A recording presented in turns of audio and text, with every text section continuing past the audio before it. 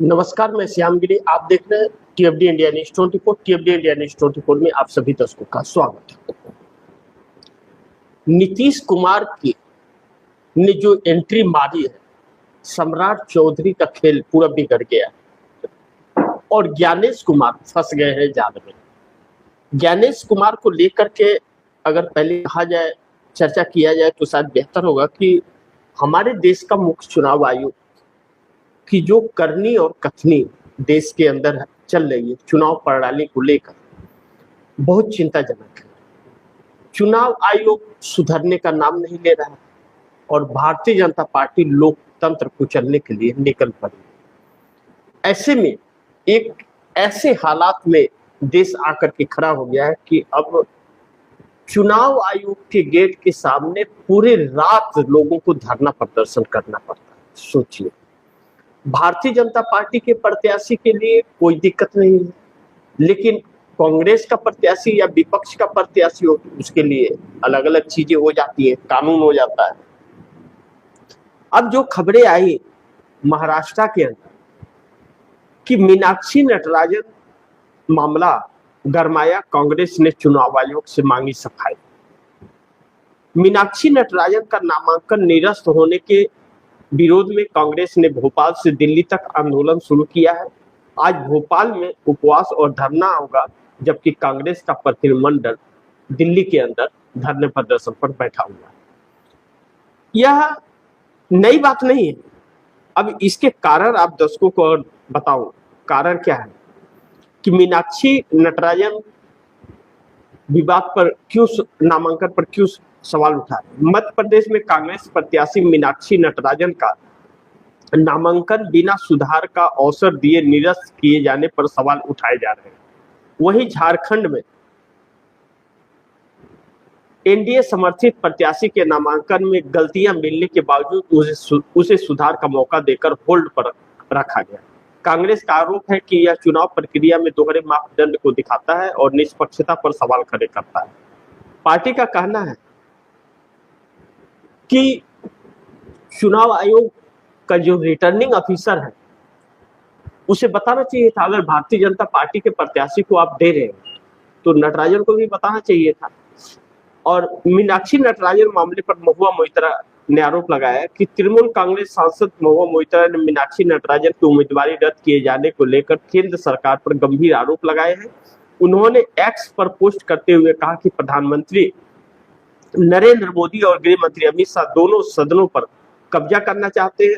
मोइत्रा ने दावा किया कि कमजोर कारणों के आधार पर नामांकन खारिज करना इस बात का संकेत है कि सरकार संविधान में बदलाव की कोशिश कर रही है और 2029 के बाद उनकी सत्ता खत्म हो सकती है। अब यह सारी चीजें झारखंड को लेकर के भी यह चीजें आई जो बहुत चिंताजनक है। झारखंड को लेकर के भूपेश बघेल ने जो लिखा कि झारखंड राज्यसभा चुनाव में भाजपा समर्थित उम्मीदवार परमील नाथवानी के नामांकन पत्र में त्रुटि की सूचना प्राप्त हुई।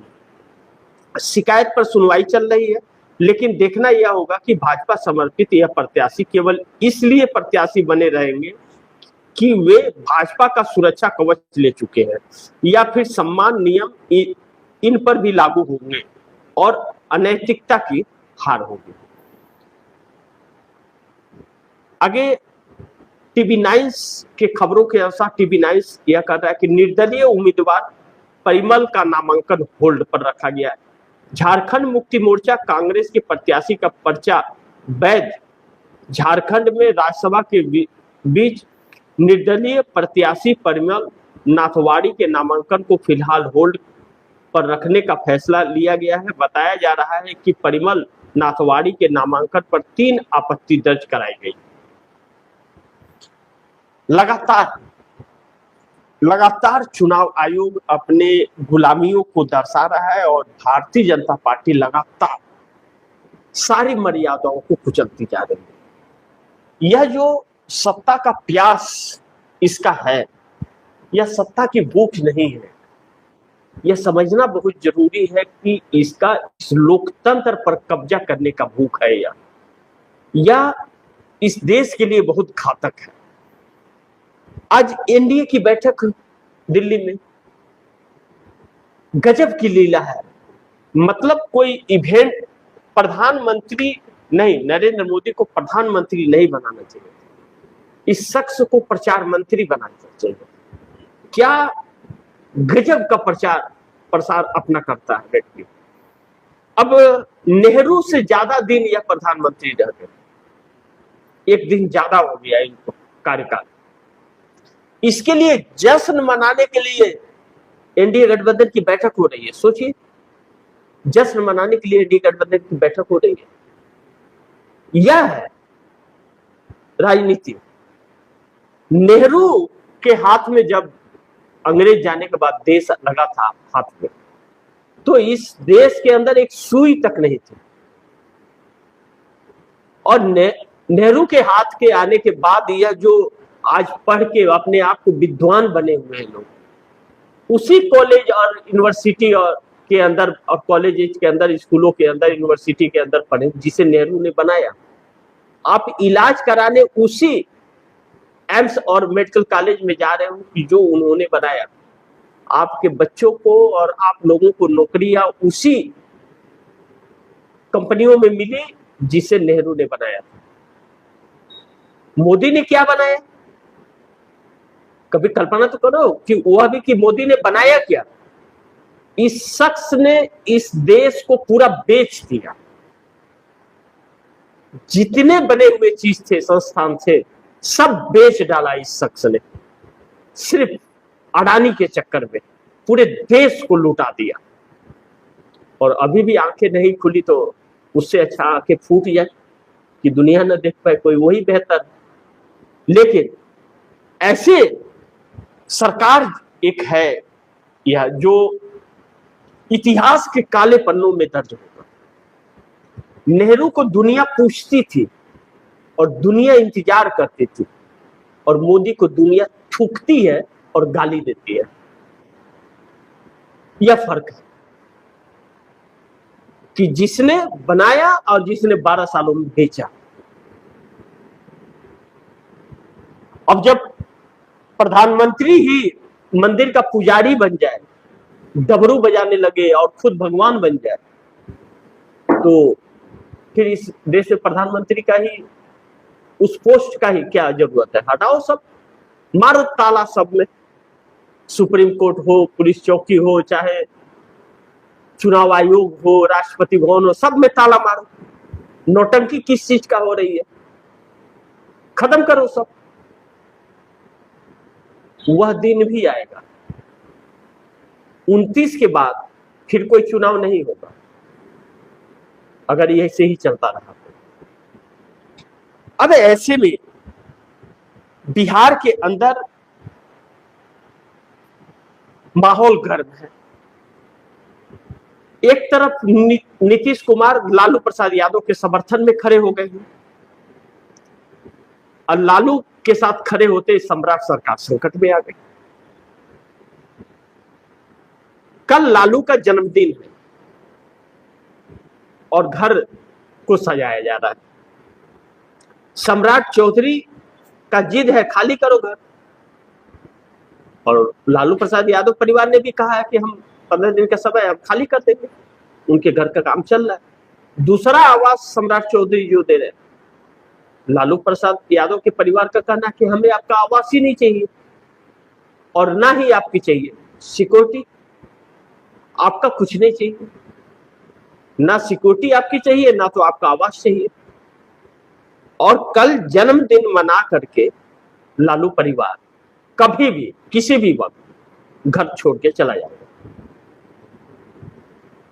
अब चला जाएगा तो भी सरकार को मिर्ची लग रही है, और सिक्योरिटी वापस कर दिया तो भी मिर्ची लग रही है।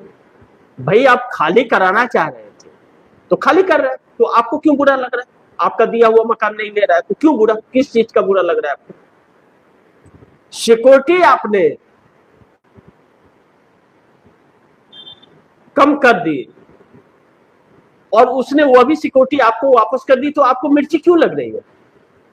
किस चीज का तकलीफ है फिर आपको? आप जैसे बोले को वैसे कोई जिएगा क्या? क्यों जिए? कौन हो तुम?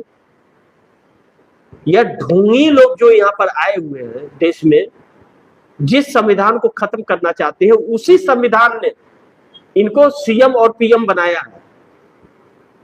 अब लालू प्रसाद यादव के साथ में नीतीश कुमार खड़े होकर कि लालू प्रसाद यादव कर रहे, किस नीतीश कुमार कह रहे कि लालू प्रसाद यादव कर, नहीं खाली करेंगे।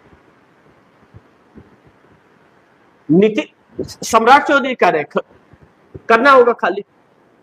अब बात बीच में बिगड़ गई। अब पूरा जेडीयू लालू के साथ आ गया। जब सिक्योरिटी वापस कर दिया तो सिक्योरिटी वाले 100 मीटर की दूरी पर खड़ा होकर के ताक रहे हैं, नजर रखे हुए। लालू परिवार ने कहा कि भैया क्यों खड़ा करके रखे हो 100 मीटर दूर पर, लेके जाओ, हमको जरूरत नहीं है तुम्हारी सिक्योरिटी की। और पटना की सड़कों पर लालू परिवार को, अलग अलग लोगों को बिना सिक्योरिटी का देखा गया। अब यह बिना सिक्योरिटी का देखा जा रहा है तो सम्राट संकट में आ जा रहे हैं कि कोई बात अगर हुआ तो जिम्मेदारी सम्राट की है। कानून है बिहार के अंदर, कानून में नीतीश कुमार ने बनाया था कि जो भी पूर्व मुख्यमंत्री रहेंगे उनको आजीवन सरकार घर देगी, आजीवन घर देगी आखिरी सांस तक। तो फिर क्यों राबड़ी देवी भी सीएम रही, लालू प्रसाद यादव भी रहे, राबड़ी देवी या लालू प्रसाद यादव दोनों रहे, और अभी भी विधान परिषद का लीडर ऑफ अपोजिशन है राबड़ी देवी। फिर आपने कैसे कह दिया खाली करने के लिए? यह एक जिद की इस परिवार को इस मकान में नहीं रहने, बस, और कुछ भी नहीं, कि इसे हमें रोड पर लाना है, खींचकर ऐसी जगह भेजना है कि जहां कोई पूछे भी तो आपका हमें घर मंजूर नहीं। अब अपना घर में वह जा रहे हैं तो मिर्ची लग रही है। दूसरी तरफ नीतीश कुमार की इसमें एंट्री के बावजूद अगर सम्राट खाली कराना चाहते हैं, इसका मतलब बात आपस में बिगड़ने जा रही है।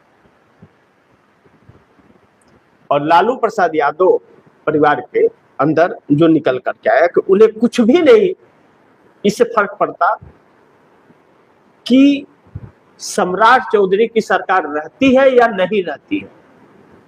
सम्राट चौधरी के बूते में वह दम नहीं कि लालू परिवार को छू भी दे, क्योंकि वहां पर इनका बस नहीं चलने वाला है। वहां पर जो चल रहा है पीएमएलए कोर्ट का, उसमें अभी भी आरोपी साबित नहीं हुए लैंड फॉर जॉब मामले में, इनके पास कोई सबूत नहीं है। लालू प्रसाद यादव का 5 साल का रेल मंत्रालय का जो रिकॉर्ड है आज तक के इतिहास के पन्नों में दर्ज है कि 1 रुपए का भी किराया न बढ़ा करके रेलवे को दुगुनी कमाई कराई थी। 1 रुपए का भी किराया न बढ़ा करके और दुगुने की कमाई कराई थी। रिकॉर्ड है कि किसी ने वैसा मंत्रालय ही नहीं चलाया। तो यह साबित भी नहीं कर पा रहे हैं। हकीकत यह है कि विपक्ष के नेताओं को बदनाम करने के लिए भारतीय जनता पार्टी किसी भी हद जाने को तैयार है। और एनडीए की जो बैठक हुई, बैठक किसी काम की रही नहीं, वह बस भौकाल बनाने वाली रही, बस इतने ही तक रहा और कुछ भी नहीं रहा। लेकिन अब नरेंद्र मोदी की सच्चाइयां उस बैठक में से सामने आ गई कि नरेंद्र मोदी इस देश को लेकर कितना सीरियस है कि एक तरफ हमारी सेना, नौसेना के 42 से 52 अफसर उस जहाज के अंदर, शिप के अंदर मार दिए गए। अमेरिका ने मिसाइल मार के पूरे जहाज को तहस-नहस कर दिया और हमारे देश का प्रधानमंत्री इतना कायर है कि चुप्पा है कि चुपचाप बैठ करके खुशियां मना रहा है, एक शब्द नहीं बोलता है। लानत है ऐसे मंत्रियों और ऐसे नेताओं पर। बाकी आप दर्शकों की क्या राय है, क्या सुझाव है, कमेंट बॉक्स में जरूर दीजिएगा। इस खबर को ज़्यादा से ज़्यादा शेयर कीजिए, अपने दोस्तों को भी कहिएगा आगे शेयर करें। और आपने टीवी इंडिया न्यूज़ 24 को सब्सक्राइब नहीं किया, सब्सक्राइब कर लीजिए, अपने दोस्तों को भी कहिएगा सब्सक्राइब कीजिए। मिलते हैं अगली खबर के साथ, तब तक के लिए नमस्कार।